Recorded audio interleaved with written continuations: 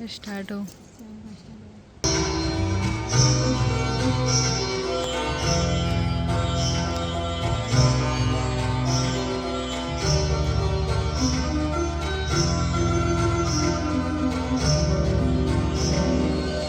ये भारतवर्ष है जिसे दुनिया कभी विश्व गुरु के रूप में जानती थी। इसी भारतवर्ष का एक महत्वपूर्ण राज्य है ओडिशा। प्राचीन काल में ये कलिंग के नाम से विख्यात था। सूर्य की पहली किरण इसी प्रदेश के एक कोण पर पड़ती है। इसी स्थान पर कभी संसार का सबसे भव्य और विशाल सूर्य मंदिर बनवाया गया था। तुम कलिंग की पहचानो, देखो इतिहास का स्वाभिमान हो, देखो कराटे के मुख्य मानव जग में, कला शास्त्र के दिग्गज पत्थर में, विश्व गुरु भारत के गौरव, आज दया के पात्र हो क्यों, कोणार्क कोणार्क कोणार्क कोणार्क। सैकड़ों साल पहले की बात है। पुरातात्विक दस्तावेज के तौर पर संग्रहित पुस्तक मागला पांची और बाड़ा चकड़ा में उल्लेख है कि 13वीं सदी में गंग वंश के राजा लांगुला नरसिंह देव ने इस सूर्य मंदिर का निर्माण करवाया था। नरसिंह देव युद्ध में बड़े प्रवीण और शक्तिशाली थे और मात्र 18 साल की उम्र में वे अपने पिता राजा अनंग भीम देव की विशाल सेना के प्रधान सेनापति नियुक्त कर दिए गए थे।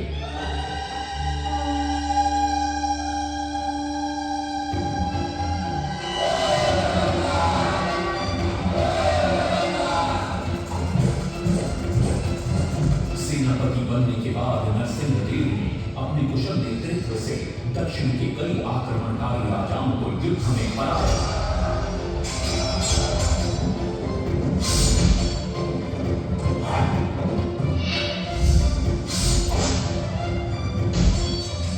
और उनके राजकोष पर कब्जा कर लिया।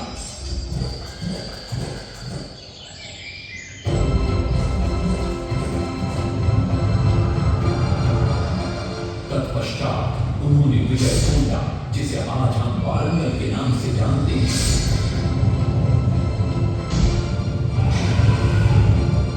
कि काकतीय वंश के राजा गणपति को परास्त किया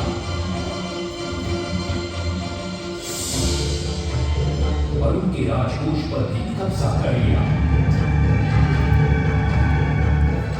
3 वर्षों तक निरंतर युद्ध के पश्चात जब वे बहुत सारी धन संपदा देकर कलिंग लौटे तो राजमहल में उनका भव्य स्वागत हुआ।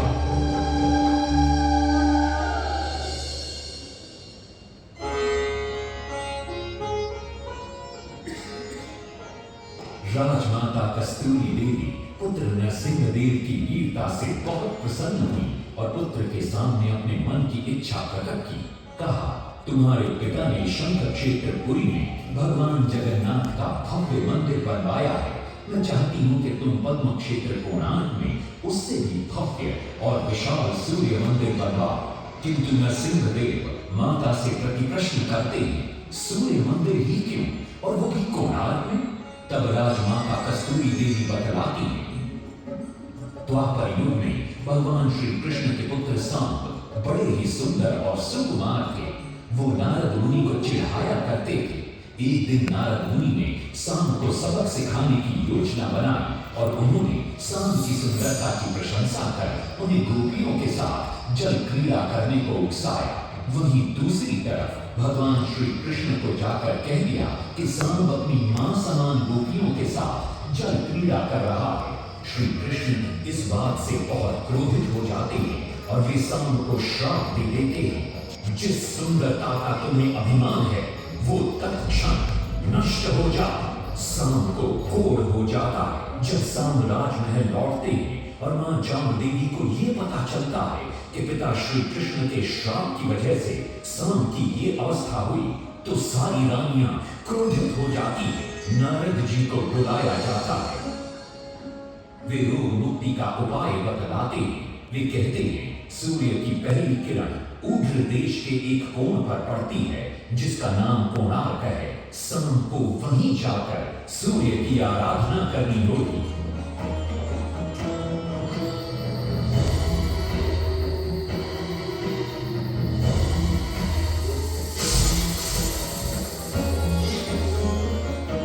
बहुत ही लंबी और कठिन यात्रा के पश्चात सांब अपने सैनिकों और सेवकों के साथ कोणार्क की चंद्रभागा नदी के तट पर पहुंचते हैं और नित्य प्रातः स्नान के बाद सूर्य की आराधना आरंभ करते हैं।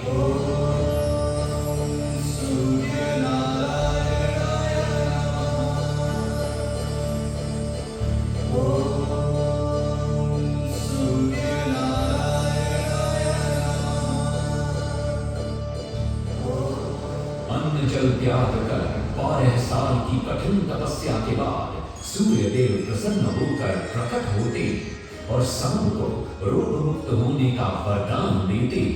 पुत्र, आज रात्रि के चतुर्थ प्रहर में स्नान करते समय नदी के तल में तुम्हें एक वस्तु मिलेगी। वो मेरा ही प्रतिरूप होगी।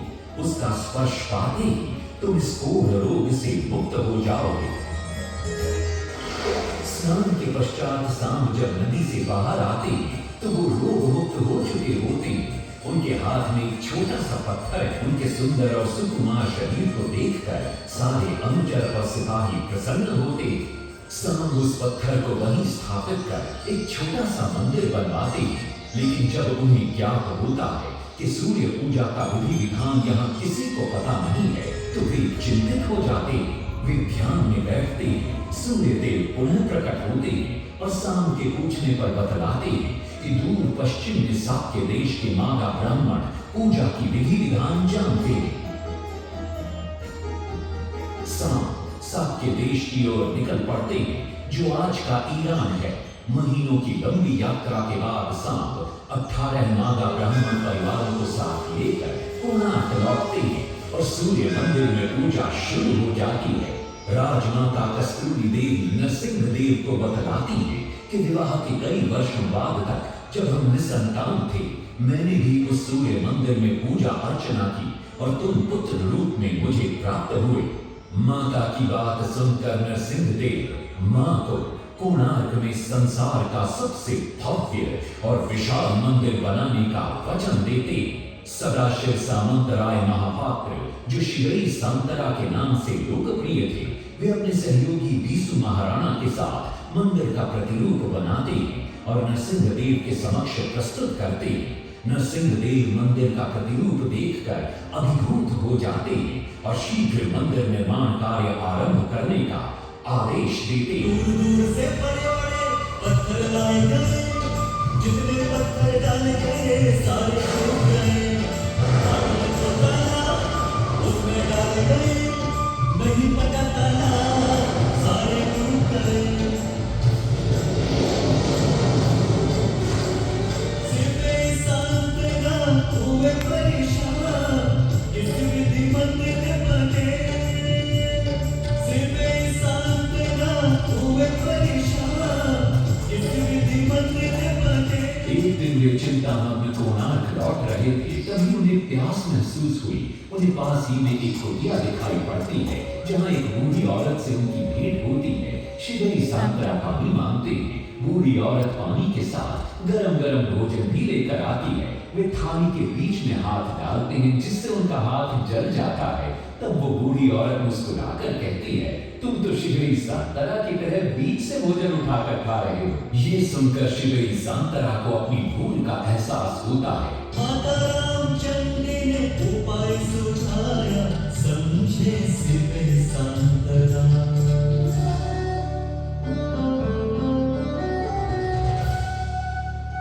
तत्पश्चात वो किनारे से पत्थर डलवाना शुरू करते हैं और मंदिर निर्माण का कार्य तेजी से आगे बढ़ने लगता है। 1200 शिल्पियों ने 12 वर्ष में मंदिर बनाया। घोड़े साथ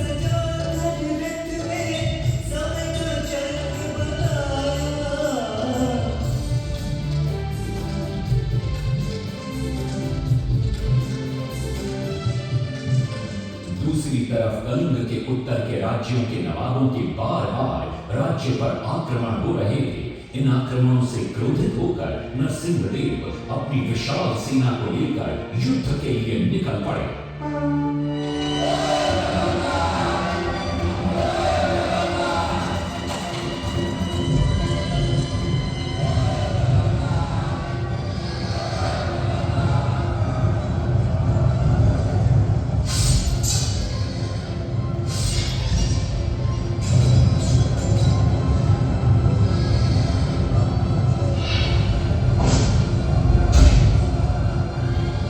शक्तिशाली गौड़बंग के नवाबों को भी युद्ध में परास्त कर दिया और उनसे प्राप्त सारा धन अपने कब्जे में लेकर सूर्य मंदिर के निर्माण कार्य में लगा दिया।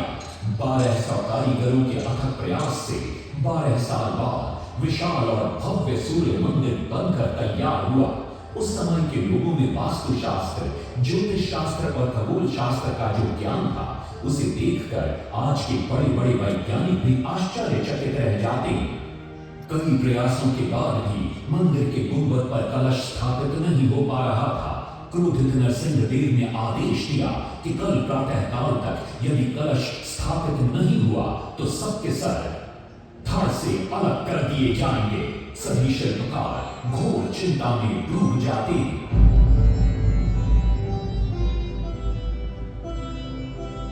दूसरी तरफ मुख्य शिल्पकार बीसू महाराणा का 12 साल का बेटा धर्मपद सूर्य मंदिर के प्रतिरूप पर कलश बिठाकर प्रसन्न होता है और मां के सामने अपने पिता से मिलने की इच्छा व्यक्त करता है। मां अपने बागीचे के पेड़ पोटली में बांध कर देती है और कहती है, अपने कुत्ते बलिया को साथ लेकर कोणार्क जा।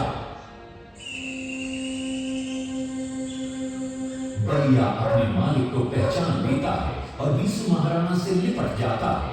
धर्मपद अपने पिता को प्रणाम करता है और अपना परिचय देता है। सबको चिंता में देखकर वो अपने पिता से इसका कारण पूछता है। कारण जानकर धर्मपद कहता है, अगर आप आज्ञा दें तो मैं मंदिर के गुंबद पर कलश स्थापित कर सकता हूं। श्री सांतरा धर्मपद को अनुमति दे देती। धर्मपद गुंबद पर चढ़ जाता है और कुछ ही समय के प्रयत्न के पश्चात वो कलश को स्थापित करने में सफल हो जाता है। गुंबद पर कलश स्थापित होते ही नीचे गर्भगृह में चारों दिशाओं में लगे चुंबकों के आकर्षण से सूर्य महाप्रभु की मूर्ति शून्य में स्थापित हो जाती है। सब धर्मपद को कंधे पर बिठाकर खुशी से नृत्य करने लगते।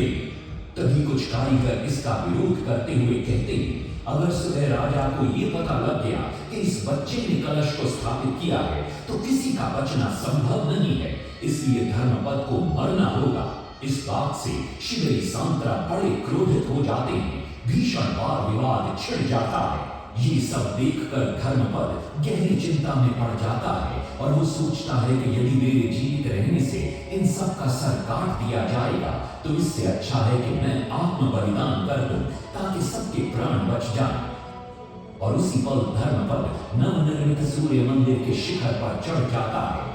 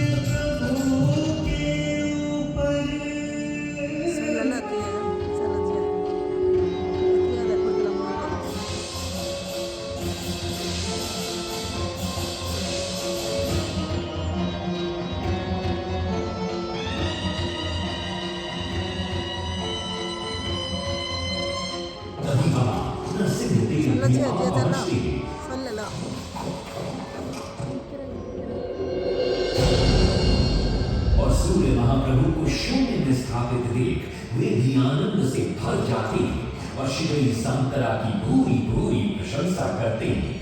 वो ये भी घोषणा करते हैं कि मां शुक्ल पक्ष की सप्तमी को मंदिर की प्राण प्रतिष्ठा की जाएगी।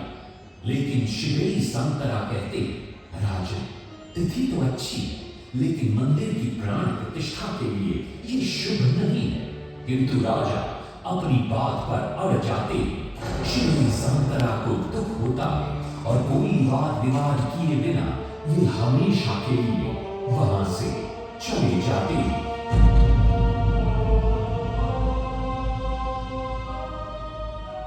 पूर्व निर्धारित तिथि पर मंदिर की प्राण प्रतिष्ठा संपन्न होती है।